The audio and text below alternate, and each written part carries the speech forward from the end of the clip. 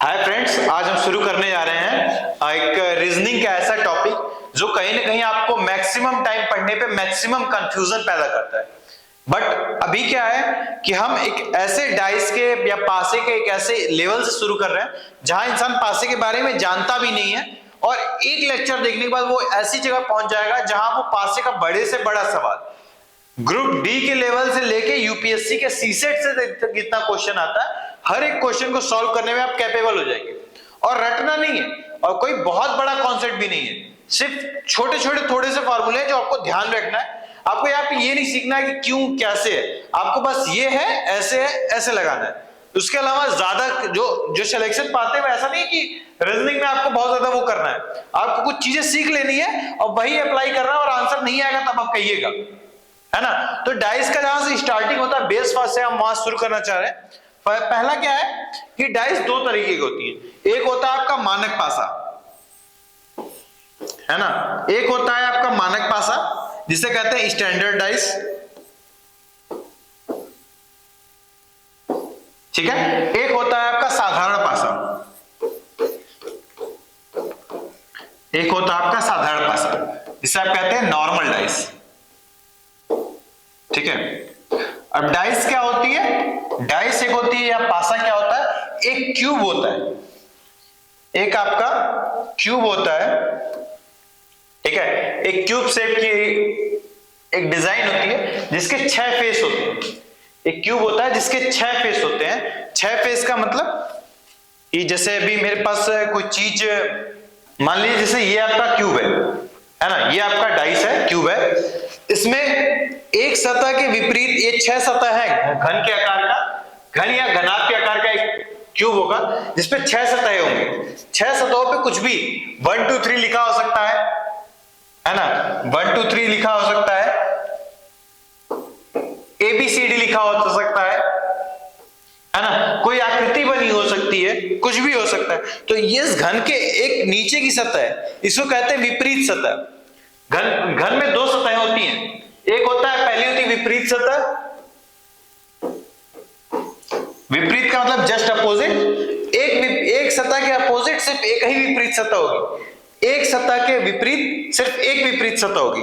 और एक सतह के निकटतम, निकटतम का मतलब इस सतह के निकटतम ये वाली, इस सतह के निकटतम ये वाली, और इस सतह के निकटतम ये वाली, और इस सतह के निकटतम ये वाली।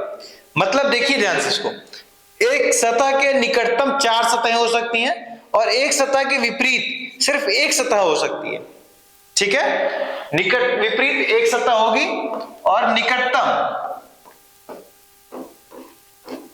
4 सतह होंगी। एक सतह वो खुद होगी, उसके विपरीत एक सतह, विपरीत के अलावा जो बची वो 4 निकटतम।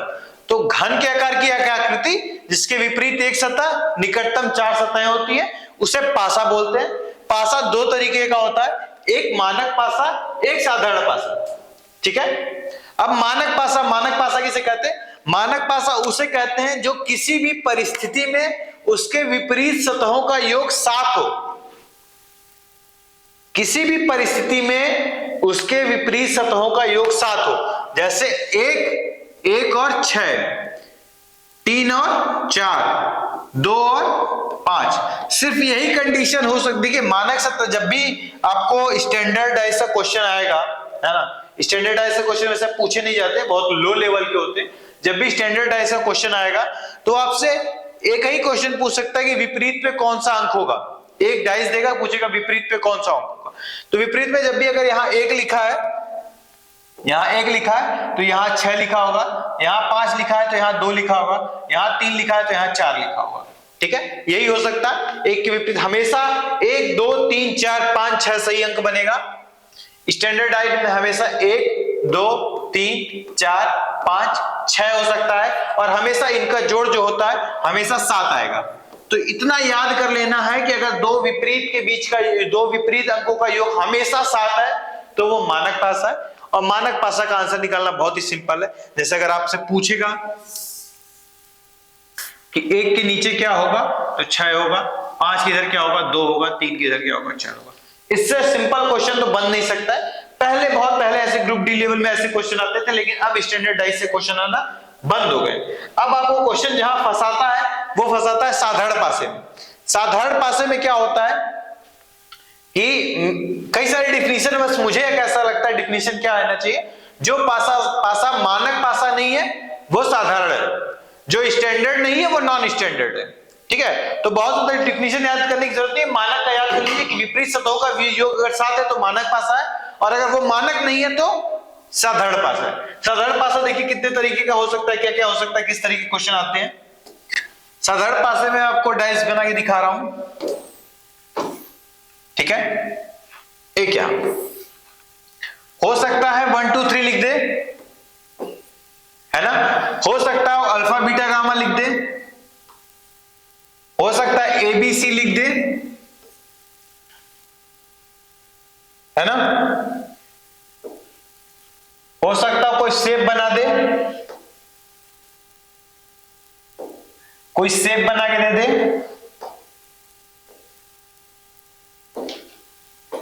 ठीक है, कुछ भी लिख सकता है। आपको 2ZY इस तरह की लिख, मतलब वो एक ऐसा स्टैंडर्ड नहीं है। हो सकता है ये 1 2 3 की जगह 8 9 10 लिख दे, ठीक है, हो सकता है 8 9 10 लिख दे।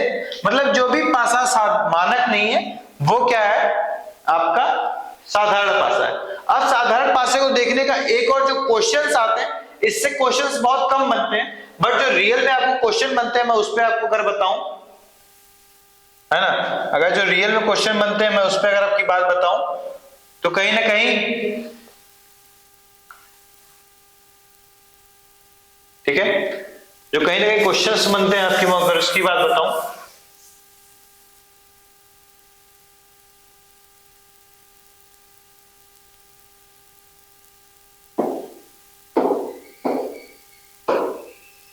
ठीक है, जो कहीं ना कहीं क्वेश्चन बनते हैं उनकी बात बताऊं। देखिए क्वेश्चन क्या बनेगा इस पे, जब भी इसमें क्वेश्चन बनेगा, जब भी इस पे क्वेश्चन बनेगा तो हमेशा एक ऐसा होगा कि यहां 5 होगा तो यहां 2 होगा। जो क्वेश्चंस बनते हैं हमेशा आपको ऐसा देखने को मिलेगा, हमेशा आपको ऐसा देखने को मिलेगा कि दो निकटतम सतहों का योग 7 है। हमेशा आपको ऐसा देखने को मिलेगा कि दो निकटतम सतहों का योग 7 है, ठीक है।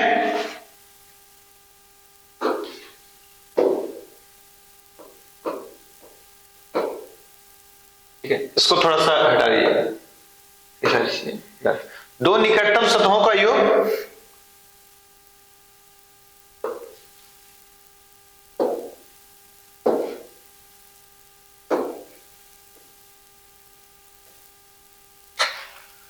जैसे अगर लिखिए यहां 4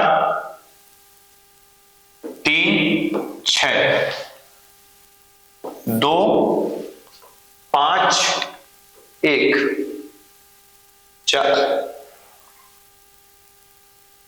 3 2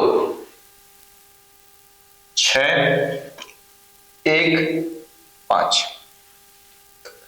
देखिए 5 2 7 6 3 7 5 2 7 4 3 7 6 1 7।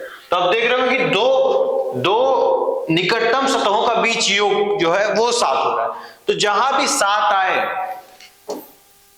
जहां भी निकटतम का योग 7 आए तो ऐसे पासे क्या होंगे, साधारण पासे। साधारण पासे में निकटतम के बीच का योग 7 और मानक पासे में विपरीत के बीच का योग 7। अभी तक हम यहां पासे के बारे में जाना कि कौन सा कैसा है। अब यहां से हम जानने की कोशिश करेंगे कि किस तरीके से हमें क्वेश्चन सॉल्व करने हैं, ठीक है। तो हमारे पास सिर्फ 3 नियम है, हमारे पास 3 नियम है। पहला नियम क्या कहता है, एडजेसेंट और नेबर अपोजिट, मतलब जो पास में है, जो पास में है वो आपके विपरीत नहीं हो सकता, है ना। जिससे आप पास हैं वो आपका दुश्मन नहीं हो सकता, या आपके निकट या आपके विपरीत अपोजिट खड़ा नहीं हो सकता। तो जो आपके पास में है वो दूर नहीं हो सकता। 3 रूल बताना है, देखिए 3 रूल बताएंगे। पहला क्या है, ब्रह्मास्त्र, ब्रह्मास्त्र। दूसरा क्या है, पाशुपतास्त्र,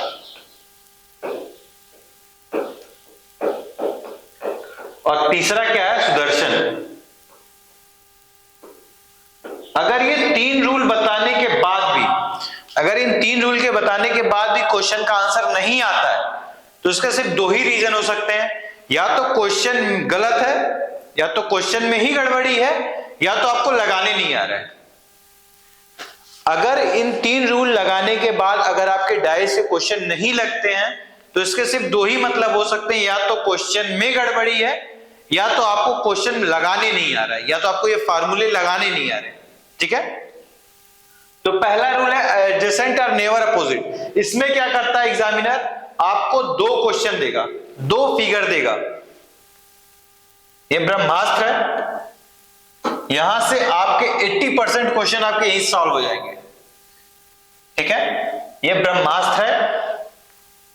एडजेसेंट और नेवर अपोजिट, जैसे मान लीजिए यहां पे 1 लिख देगा, यहां पे लिखेगा 2 4, यहां 1 लिखेगा, यहां लिखेगा 5 6, कहेगा 1 के विपरीत संख्या बताइए।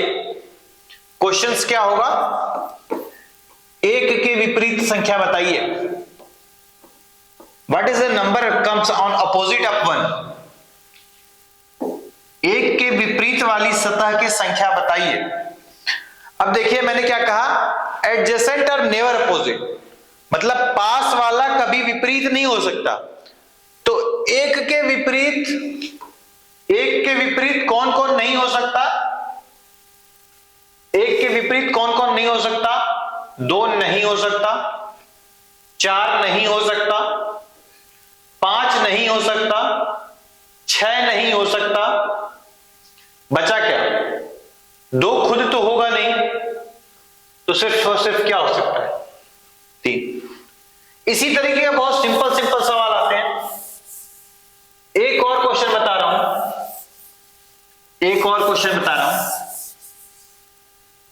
रहेगा एक पासा है जिसमें ए से लेके A B C X Y Z, ये 6 अंक से मिला के एक पासा बना है जिसके कुछ फेस ऐसे हैं, ए बी सी।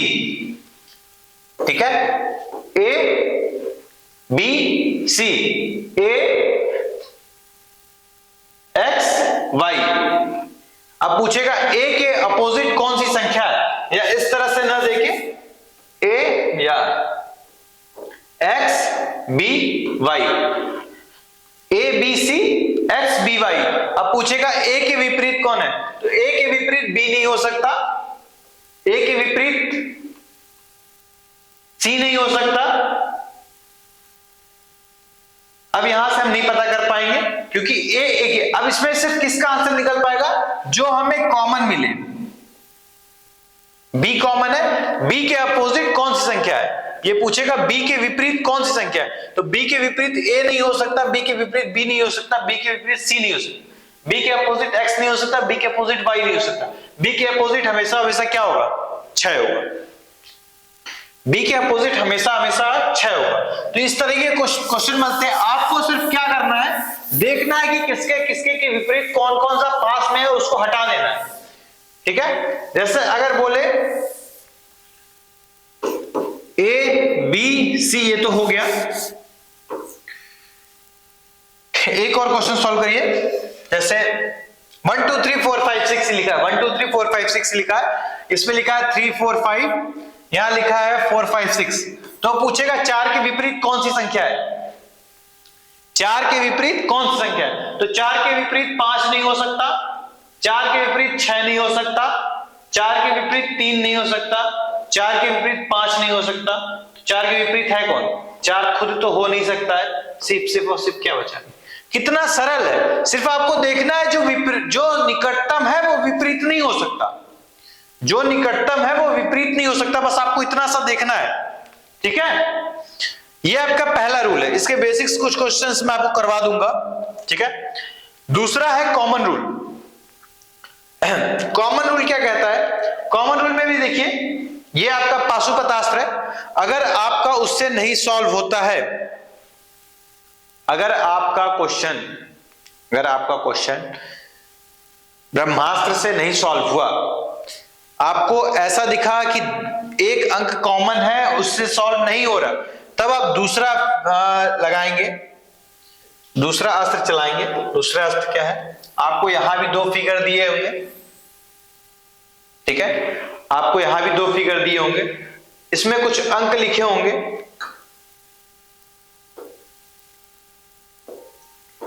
1 2 3 2 3 4, ठीक है। कॉमन रूल क्या कहता है कि अगर 2 पासों की 2 सतहें आपस में एक जैसी है, जैसे 2 और 3, 2 और 3, 2 3 2 3, अगर 2 सतहें आपको कॉमन मिल गई, 2 सतहें आपको कॉमन मिल गई, तो ये सतह एक आपस में एक दूसरे की विपरीत सतहें होंगी। तो ये सतहें एक दूसरे के आपस में विपरीत सतहें होंगी। एक पासे के 2 चित्र हैं, एक ही पासा है, इसके 2 तरीके से दिया गया है, लेकिन पूछा है अब एक के विपरीत 4 होगा। एक के विपरीत कौन सा हो सकता है, एक के विपरीत 4 होगा। ये सिर्फ आपको देख के बताना है, क्वेश्चन सॉल्व करना ही नहीं है, क्वेश्चन सॉल्व करना ही नहीं है, आपको देखते हुए आंसर बता देना है कि कौन सा आंसर होगा। जैसे A B C X Y Z, या A B C alpha beta gamma लेते हैं, A B C alpha beta gamma लेते हैं, ठीक है। इसमें लिखा है अल्फा बीटा गामा या अल्फा बीटा ए, यहां पे लिखा है आपका A beta gamma, A beta gamma. अब पूछेगा अल्फा के अपोजिट क्या होगा, अल्फा के अपोजिट क्या होगा, तो अल्फा के अपोजिट क्या होगा, ए और बी नहीं, ए और बीटा नहीं हो सकता। जैसे अल्फा के अपोजिट पूछेगा कि अल्फा के अपोजिट क्या होगा, ए नहीं हो सकता, बीटा नहीं हो सकता, ए नहीं हो सकता। अच्छा ये बड़ा वाला ए बना दिया हूं, छोटा वाला,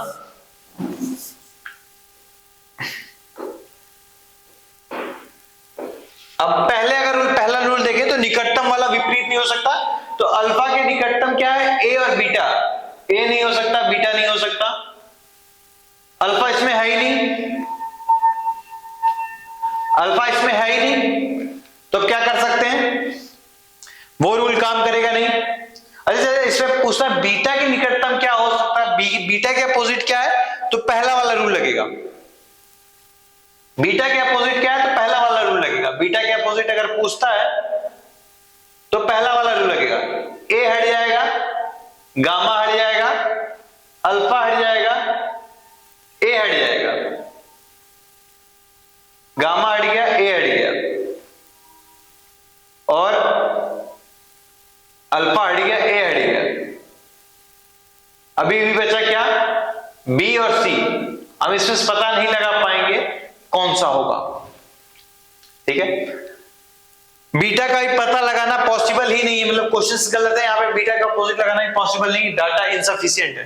बट अगर अल्फा के अपोजिट पूछता है, अल्फा के अपोजिट पूछता है, तो ए और बी यहां पे हैं, ए और बीटा यहां पे है, ए और बीटा यहां पे है, कहीं ना कहीं अल्फा के अपोजिट क्या होगा, गामा होगा।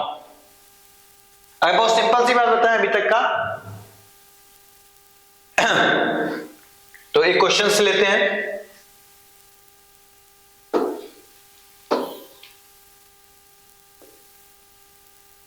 तीन के विपरीत कौन सी संख्या है, क्वेश्चन है 3 के अपोजिट कौन सी संख्या है, अपोजिट कौन सी संख्या है, ठीक है। यहां लिखा है 3 4 5, 3 6 2। आपको सिंपल समझ में आ रहा है, 3 के अपोजिट 4 2, 3 तो खुद ही है, 4 5 6 नहीं हो सकता, हो क्या सकता है, 5 हो सकता है, तो 5 आपका करेक्ट आंसर है, ठीक है। दूसरा क्वेश्चन क्या है कि 3 4 5 5 6 1। अब पूछेगा 3 के विपरीत कौन सा होगा, है ना। अगर पूछता है 3 के विपरीत कौन सा होगा? तो 4 और 5 नहीं हो सकता, 4 और 5 यहां है, 4 और 5 यहां है, तो 3 के विपरीत 6 होगा, क्योंकि 6 का निकटतम 4 5 है, तो 6 के अपोजिट 4 5 नहीं हो सकते, और 4 5 का अपोजिट 3 नहीं हो सकता। 4 5 के दो ऐसे हैं जो अपोजिट नहीं हो सकते, 3 और 6, तो 3 का अपोजिट 6 होगा। यहां तक क्लियर है? ये दो रूल मैक्सिमम आपके 95% क्वेश्चन सॉल्व कर देंगे। ये दो रूल आपके 95% क्वेश्चन सॉल्व कर देंगे। बट जो लास्ट में आपका है सुदर्शन है ना, मैंने 3 पहला ब्रह्मास्त्र बताया, दूसरा पाशुपतास्त्र बताया, और तीसरा है रोटेशनल लॉ। आप इन दोनों से रिलेटेड क्वेश्चन सॉल्व करिए, जितने क्वेश्चन फंसते हैं उनको रखिएगा, वो सारे और सारे क्वेश्चन, ऐसा कोई भी क्वेश्चन नहीं होगा जो इस रोटेशनल लॉ से ना लगे। ठीक है, तो कहीं ना कहीं अगला लेक्चर जो होगा पार्ट 2, क्योंकि वीडियो थोड़ी बड़ी हो रही है, पार्ट 2 हम रोटेशनल लॉ पे बनाएंगे। अगर इन पहले आप इन दोनों से क्वेश्चन लगाने को आपकी किताब पे सारे के सारे क्वेश्चन लग जाएंगे, एक दो क्वेश्चन जो बच जाएगा वो रोटेशनल लॉ सब सारे लॉ का मेन है। ये आपको सारे पहला और दूसरा लॉ खुद कवर करता है। एक नियम पढ़ लेंगे, इसलिए धीमे धीमे चलेंगे ना। 2 लॉ पढ़ लिए, सारे क्वेश्चन सॉल्व, जो कुछ बचे वो थर्ड लॉ से हो जाएंगे।